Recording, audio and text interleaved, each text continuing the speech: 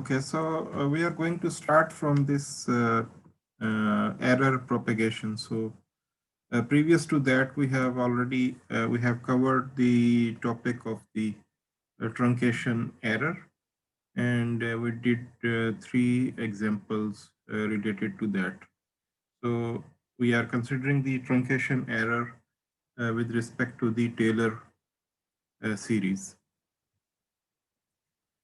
So now in this topic, what we will do is we will talk about the error propagation. So the purpose of this section is to study how errors in numbers can propagate through mathematical functions. So for example, if we multiply two numbers that have errors, we would like to estimate the error in the product.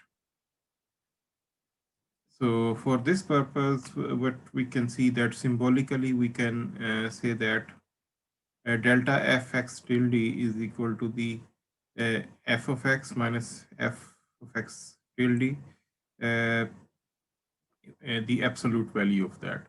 What does it mean? It means that the x is the value of the function at some point, and if there is an error in the measurement of x, so instead of x we have a value x x tilde, then what will be the difference? What will be the resulting difference in the value of the function? Okay, so that will be the delta f of x. So we can symbolically represent it like that. We can expand using the Taylor series. This function f of x is in terms of the fx of tilde, because if we know the value of the function of x, fx of tilde, so we can estimate this function for f of x using the Taylor series. So in this case, we are taking the derivatives of the function with respect to x tilde, and then we are applying the step terms, which are x minus the x tilde, which is actually the value of h in our previous formulation. So in this case, if we assume that the error in the determination of x is small, is small, so that we can ignore the second or higher order terms. Okay, that means if x minus x tilde is very small, so x minus x tilde square will be even smaller, and then similarly x minus x tilde cube and higher powers will be even more uh, even smaller. Then these terms can be cancelled out. So dropping the second and the higher order terms and rearranging, so then we can bring this term on the other side. So fx minus fx tilde will be approximately equal to f prime of x tilde minus into x minus x prime. Okay, x minus x tilde. Okay, so this in this case, x minus x tilde we can write as the change in x. Okay, the change in x, and then fx minus x tilde is already, we have determined that the change in the value of the function. So change in the value of the function is equal to the derivative of the function, the value of the derivative of the function times the change in the x value of the function. So this is the simple formula for that purpose.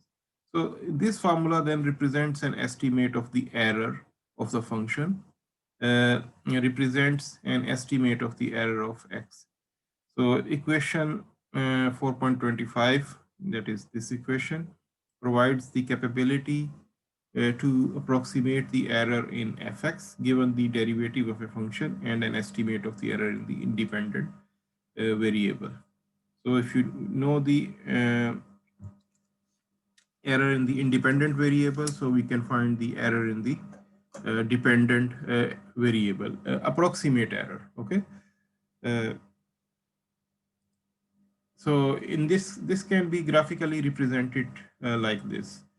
So if you can see that if you plot this function f of x, and then if we also upload the uh, estimated function, okay, which will be the straight line.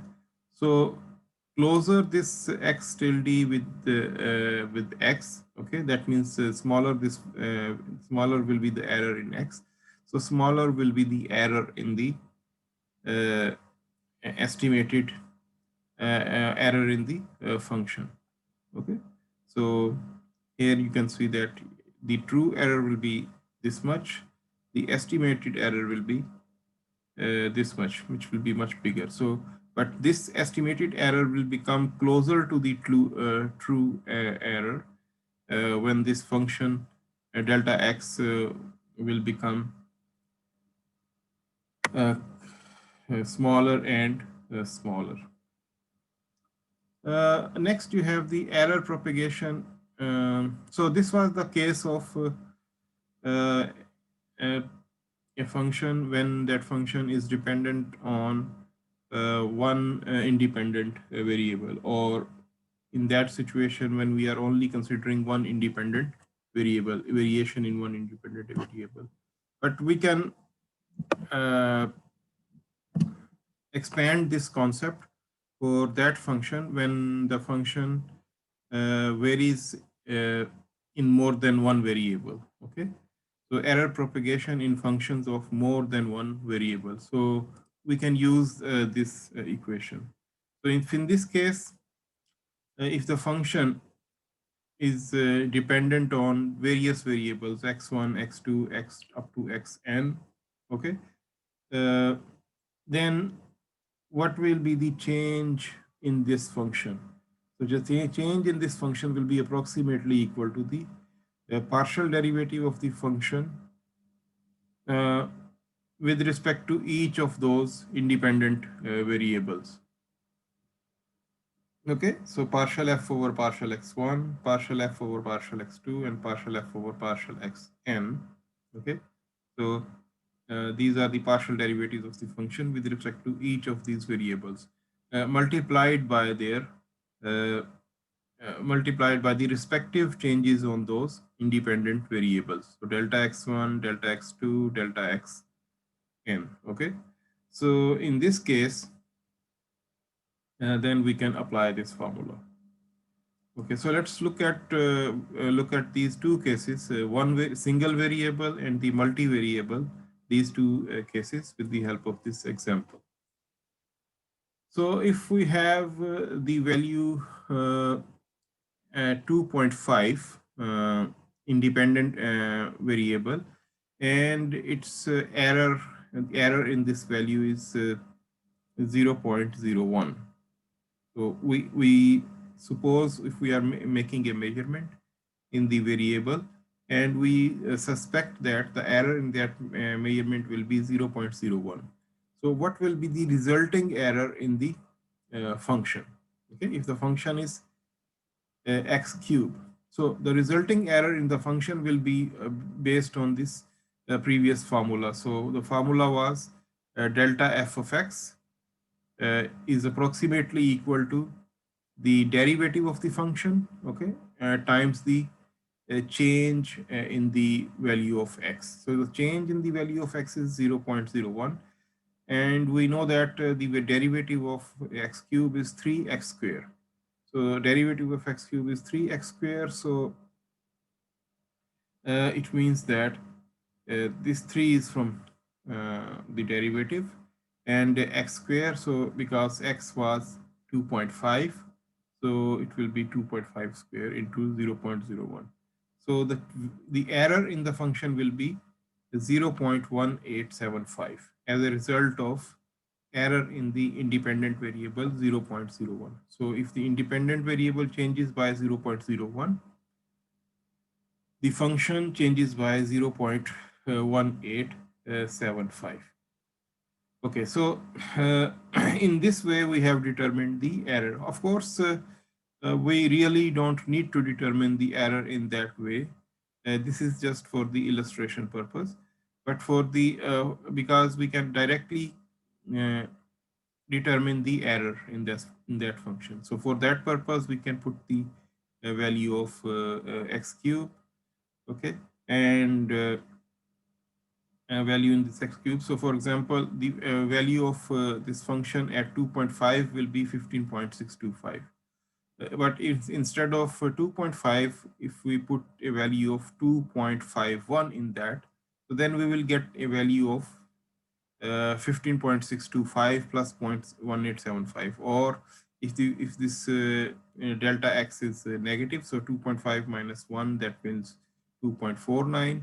So it will be less than that value. So in that case, we will get values of 15.4375 and 15.8125. So we can see that uh, these values, the exact values are much closer, okay? That the true value, you can see that the true value lies between these 15.43 and 15.8125.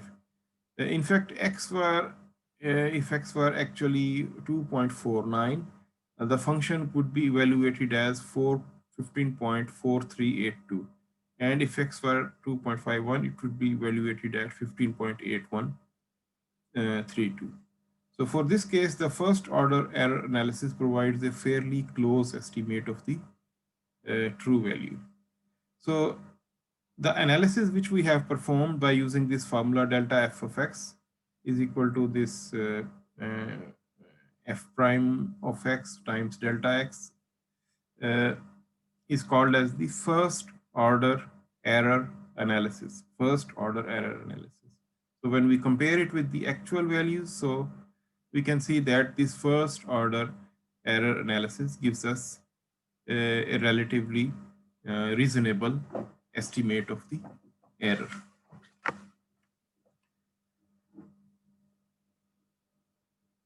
So this maybe even we can see from the Excel, okay, Excel calculation. So for example, over here, what was the function x cube? So if, for example, x was an f and then f of x, okay, and then f prime of x, we can calculate it. So if x was 2.5, okay, so f of x was x cube, so it will be 2.5 cube. Okay, so this is the value, and f prime of x was 3x, will be 3x squared, so it will be 3 times x square. Okay, so suppose if the error is 0.01, so x will be 2.51. So fx will be 15.8133. Okay, 15.8133. And this we don't need to determine. Okay, but from now first order error analysis. Okay, analysis, that means by applying the formula. So we know that this error will be equal to this f prime value multiplied by the change in the value of x. So it will be 18.75 times 0.01. Okay, and that is the error. So the estimated value will be the original value plus the this estimated error. So this is the estimated error. So original value was 15.625 plus the estimated error is 0.187. So what we have determined is 15.8125 is the estimated error, but the true error is 15.8133. So which is quite close. Okay, these two values are quite close, at least to the two significant digits, these values are closer. Okay, so in this way, we can see that the first order error analysis is giving us reasonable results. So this type of error analysis is especially useful for those functions which you cannot directly compute.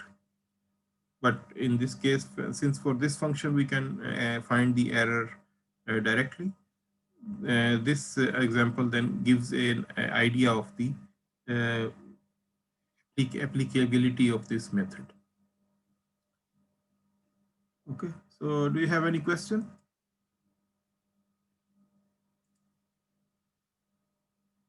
No. Okay, so next example is talking about the error propagation in a multivariable function. Okay, so can you see this PowerPoint on the Yes. Yes. screen? Okay. Error propagation in a multivariable function. So in the previous example, we used a function where there was only one variable, but here we can see that there is a function which has four variables, f, l, e, and I. Okay, so for example, f is the deflection of the top of a sailboat mast, and it is dependent on these variables, force, a uniform side loading in of uh, Newton per meter. L is the height in meter. E is the modulus of elasticity in Newton per square meter, and I is the moment of inertia in meter power 4. So estimate the error in Y given the following data. So suppose if the function, if the force acting is 750 Newton per meter, but there is a probability that this force is about 30 Newton per meter wrong. Okay, there is an error of 30 Newton per meter. Similarly, the length is 9 meter, but there is a probability that this length is about 0.03 meter uh, in error. And similarly, there is this value of the modulus of elasticity and the error in the modulus of elasticity, and error in the moment of the value of the moment of inertia, and error in the value in error in the value of the moment of inertia.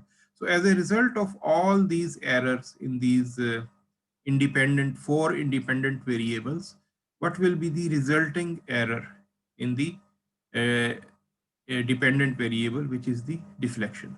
So for this we have just seen that we can use this formula. Sorry, uh, the formula using the partial derivatives. So although this formula looks a little bit lengthy and complicated, but you can see that in essence this is quite simple. So you'll just have to take the partial derivatives. So in this example, then what you can see is this is the equation. So you will say take these respective partial derivatives, and then you will multiply them with their respective change. So for example, if you take the partial derivative with respect to f, so it will be L power 4 over 8 EI, okay, L power over 8 over 8 EI, and then this will be multiplied by the change in the force. So this value 30 Newton per meter. If you take, then next you will take the partial derivative with respect to L, so it will be 4, then 4 will come out, so it will become 2, so it will become L cube. Next, you will take the partial derivative with respect to E square. So it will be FL power 4. So it will be because it is uh, power 2 is on the bottom. So it should be e power minus 1. So it will become minus e power e square. I think there should be a minus sign over here. Okay. I think this should be some mistake. So there should be a minus sign, because if e is in the denominator, so it will be minus. So, and similarly, this should be a minus sign over here, because we are taking the partial derivative with respect to the moment of inertia, which is in the denominator. I think minus minus. Okay, it should be here. Okay, next you will input the values. So if you will input these values, we will get like this: L power 4 over 8 EI into delta F. Input all these values. So you will put the L value of L as this, uh, E as this, and I as this, and then the values of delta F, delta E, etc.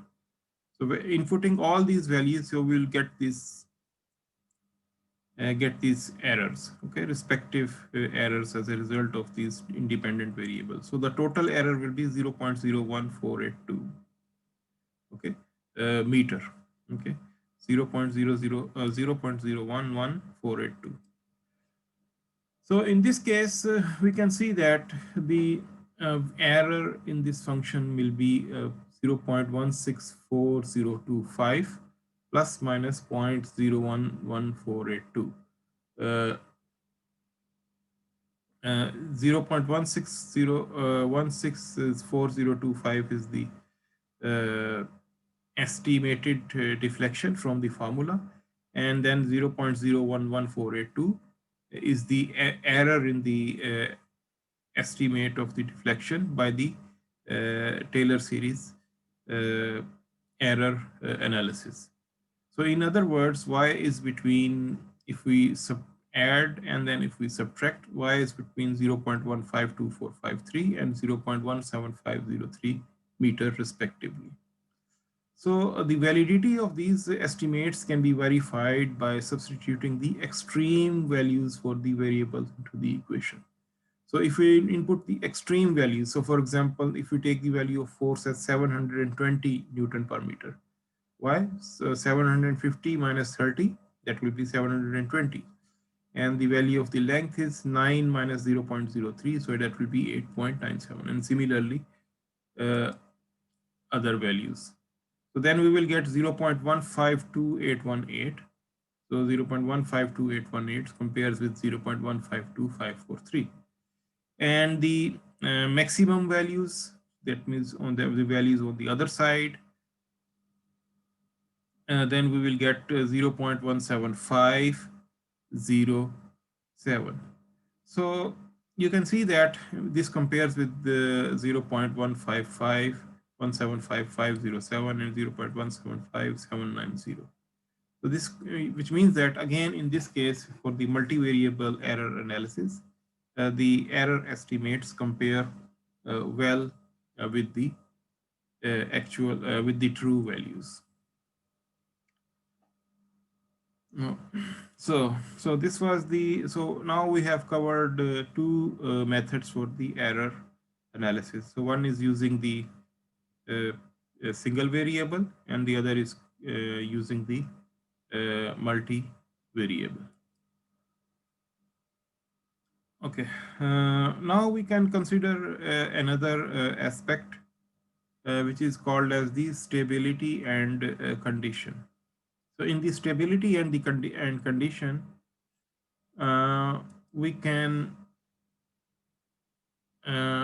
talk about the how the change in one variable uh, results into the change in the other variable. That means how the change in the independent variable results in slight or more change in the dependent variable. So it is something like we will be talking about the sensitivity analysis.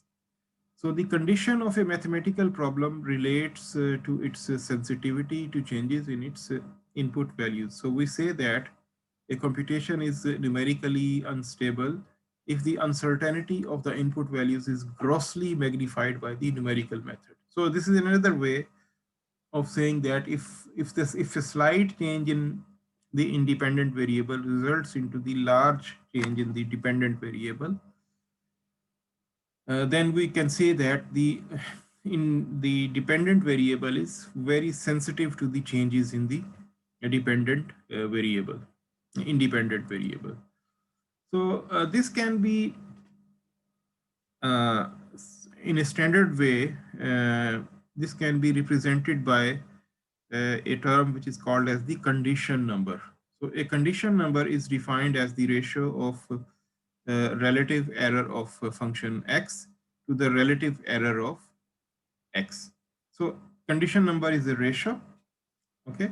So whatever is the relative error in function x, and we divide it by the relative error in the inside in the x. Okay. So in this case, or in another word, you can also say that the relative error in the dependent variable to the relative error in the independent variable. Okay. So symbolically, uh, we can determine we can express this ratio as like this. Okay. Although this is the final form of this equation. Uh, this is not like the ratio of these two values. By taking the ratio, we can derive this relationship, this equation. So condition number, then if we, so this is the formula for the condition number. So it is the x times f prime of x divided by the f of x. So the formula is simple.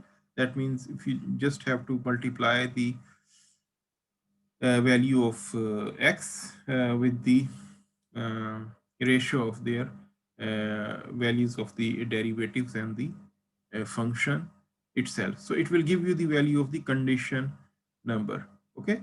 So how does this condition number tell about the sensitivity of the function?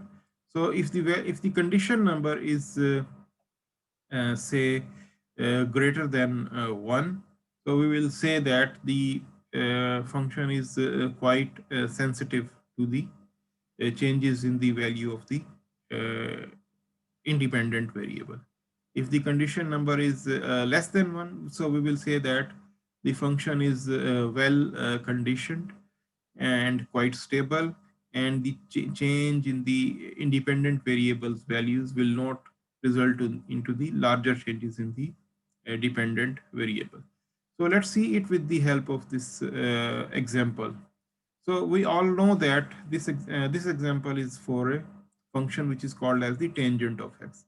So if you see the graph of the tangent of x, so you can see that near uh, near x is equal to pi by 2, the graph of tangent of x approaches infinity uh, quite rapidly. Okay.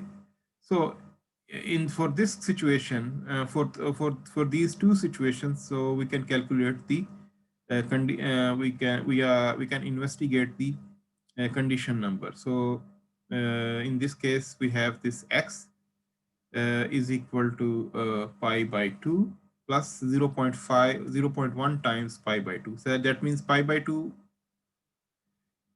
times 10% of the pi by 2 value. So what is the uh, uh, condition number of tangent x at this point? Or the value of x is equal to pi by 2 plus 1% of pi by 2. So what is the condition number? So this we can determine like this. So we know that the condition number will be x times the derivative of that function divided by the function itself. Okay. So the derivative of the function tangent of x, we know that it is secant square x, and the secant square x is equal to the 1 over cosine square x. Okay. So for x tilde pi by 2 plus 0.1 pi by 2. So we need to input these values into here. So pi by 2 plus 0.1 pi by 2 is actually equal to 1.7249, and the cosine of this will be equal to, okay, 40.86, and then tangent of this will be equal to minus 6.314. And in this case, we can see that the condition number is minus 11.2, just inputting these values, okay, minus 11.2. And then you can see that minus 11.2 is very much different from 1. So we will say that the function is ill conditioned, okay, or the function is unstable. Uh, Here for the second case, x prime is equal to pi by 2 plus 0.01 pi by 2. The situation is even worse. So in this case, you can see that the value of the derivative is even higher than the previous case. Okay, because it is this number is this pi by 2 plus 0.01 pi by 2 is much closer compared with this number plus pi by 2 plus 0.1 pi by 2, which is much closer to the pi by 2. Okay, so the condition number is minus 101. So at this value, this function is even more ill conditioned. Okay, so higher the condition number, then more ill conditioned is the number. So a threshold value is for the condition number is 1. Okay, so more than 1, ill conditioned or unstable. Less than 1 is well conditioned or stable.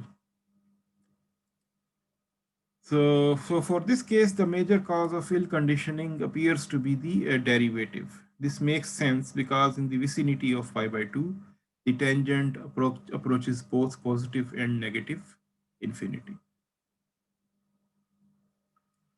Okay, so up to now, any question? No. Okay. Next, we will talk about the total numerical error. Okay, so now remember that. So from the last 3 lectures, we are looking at the errors. So in the first chapter, that is for actually chapter number 3, in the first lecture, we talked about the round off errors. And in this chapter, we are talking about the truncation errors. So there is a difference between the round off and the truncation errors. And both types of errors have actually the opposite behavior. Okay,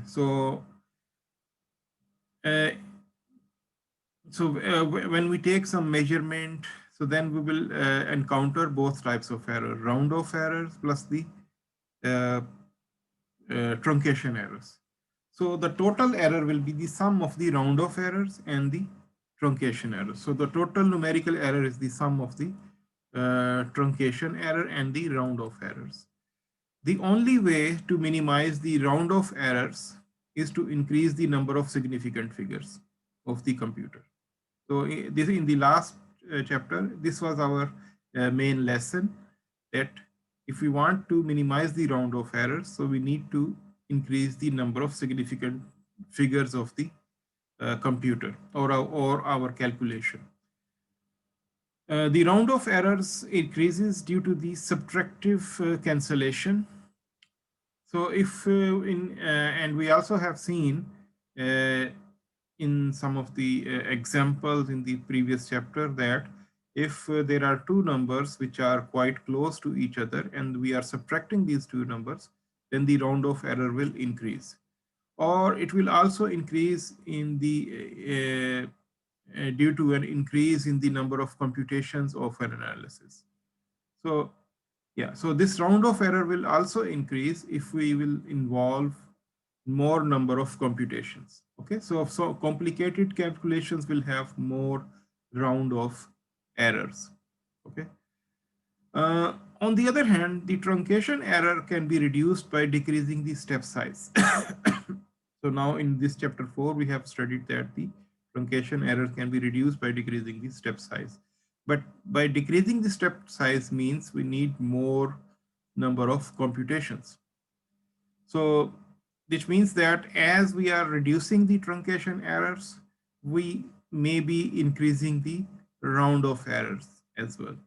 So the truncations are decreased as a result of round of errors are increased. So by looking at this, since looking at the behavior of the round of errors and the truncation errors, we can see that as we try to reduce the truncation errors, we may be increasing the round of errors.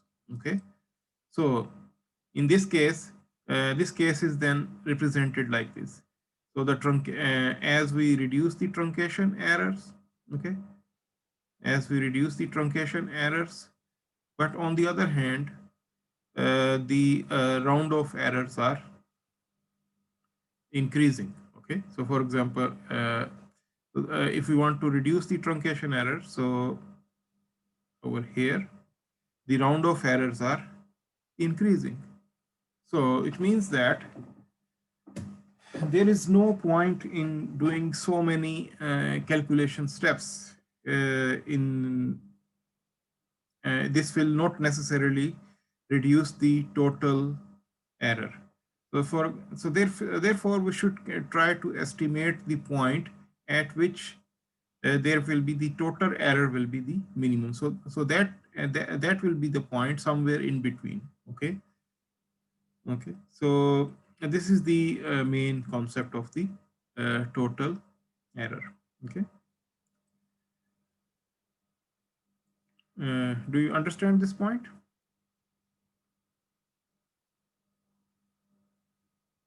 Yes.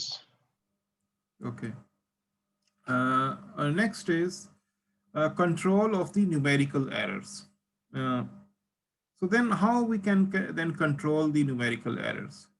So we can adopt some guidelines.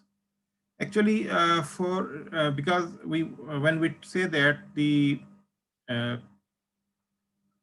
the total we need to reduce the total errors, which means that we need to reduce the truncation errors. We also need to reduce the round of errors. Then we can adopt some certain guidelines. So one of the first guideline is that avoid subtracting two nearly equal numbers. Yeah. So if we avoid subtracting such two nearly equal numbers, then we can avoid the or avoid a source of the round of errors. So because if we subtract two nearly equal numbers, then the resulting number will most likely include less number of significant figures. Okay. Then the second option is to rearrange or reformulate the problem to avoid the subtractive calculation. So this is also to avoid the round of error. So these two guidelines are something which are related to the previous chapter. And I use the extended precision arithmetic. Yeah. So normally uh, there are multiple types of precision arithmetics. Normally we have the single precision arithmetic or the double precision arithmetic. But nowadays, mostly all the computer software such as the Microsoft Excel, MATLAB, Python, and any other modern computer software, they are using the double precision arithmetic, which is much accurate than the single precision arithmetic. Um, Work with the smallest numbers first. This avoids the loss of significance. So by this way we can also improve the round of errors. Predict the total numerical errors using the theoretical formulation. So there can be some theoretical ways which will suggest that by this way we can uh, and predict the numerical errors. So for example, compare the actual calculated value with the actual value. So in this case, we can determine the total numerical value. Perform the numerical experiments to increase your awareness of the computational errors and possible ill-conditioned numbers. So numerical experiments means just uh, calculate the expected error and the actual error, and then we can have a better idea of the error in the calculations. Involve the use of two or more independent groups to solve the same problem so that their results can be compared when the results of numerical computations are extremely critical and may involve loss of human life or have severe economic ramifications. Okay, so these are the guidelines. In most of the cases nowadays, the use of the sophisticated software uh, almost always ensure that you get the results in with a reasonable degree of accuracy. However, for those situations when there is a when it is there, then there is an involvement of the human life or the severe economic losses, then uh, uh, then it is better to use two or more independent groups to solve the same problem. Okay, so in this way, the individual bias in the calculations may be avoided. Okay, may not be avoided. The bias may not be avoided, but if there will be a difference between these two, then we will be able to understand the root cause of the problem. Okay. So with in in this book, then the round of errors and the truncation errors are the two numerically significant errors. However, there are some other kinds of errors as well, and then that we will consider over here just qualitatively.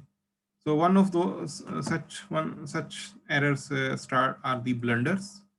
Okay, so first of these kinds of errors are called the blunders.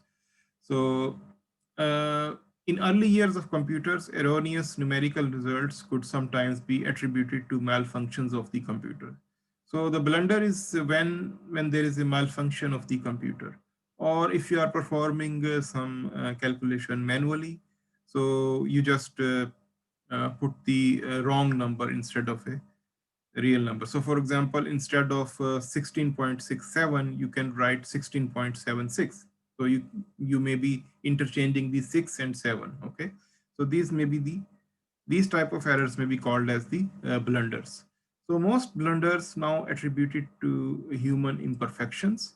Uh, so they can be avoided only by the sound knowledge of the fundamental principles and by the care with which you approach and design your solution to a problem. So blunders can only be avoided by these situations, sound knowledge um, and you have to be more careful.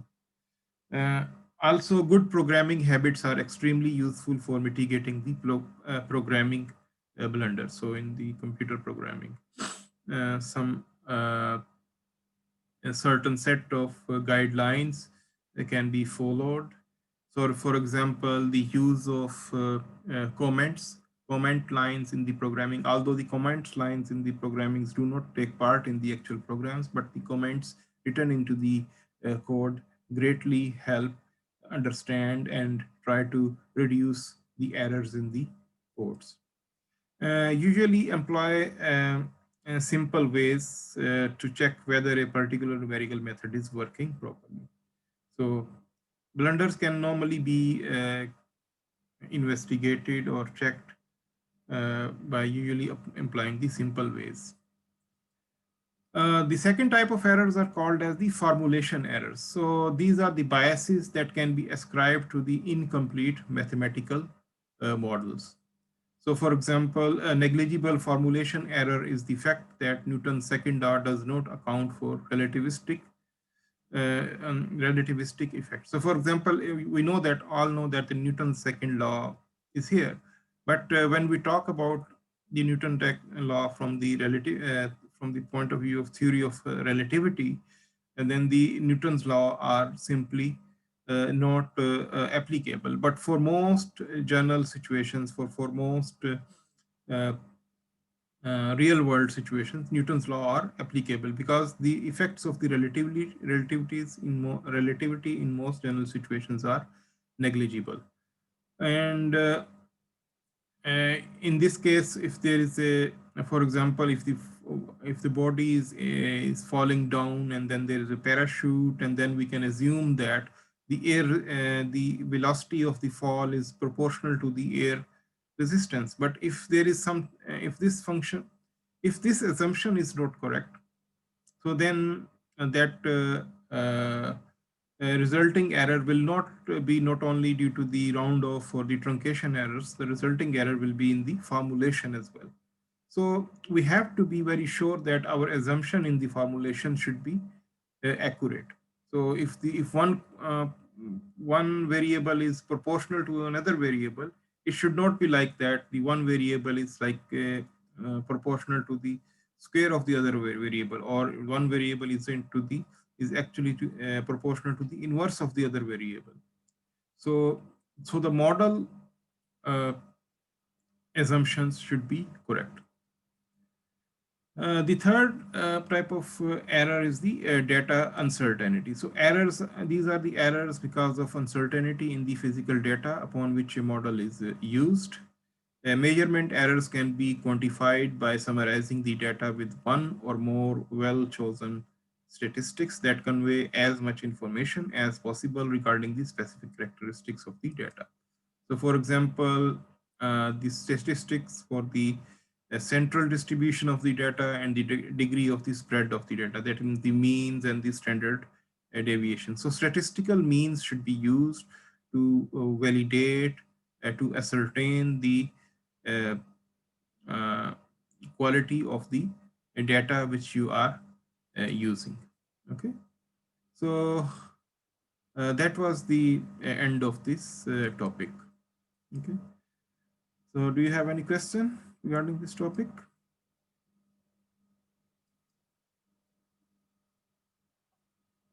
No. No questions. All right. Uh,